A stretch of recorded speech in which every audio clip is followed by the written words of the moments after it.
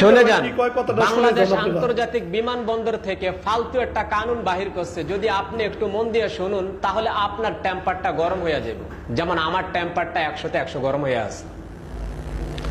আজকে গিয়েছি ট্রাভেলসে ticket booking দেওয়ার জন্য, বাংলাদেশে যাব।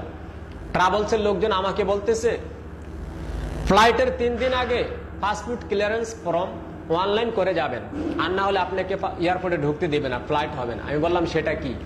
বলতেছে যে আপনার পাসপোর্টে যে অ্যাড্রেস, ঠিকানা, নাম, ঠিকানা যা কিছু আছে সব অনলাইন করবেন।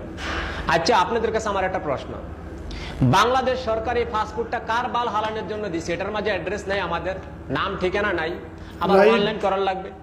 এই প্রবাসে 99% মানুষ নিজের নামটা লিখতে পারে না। একটা টিকেটের ফ্লাইটটা 50 জন মানুষকে দেখায় কয়টা, আর এই যে বাংলাদেশের এরা বৈশা এই ফালতুমি করতেছে, এদেরকে কি করাটা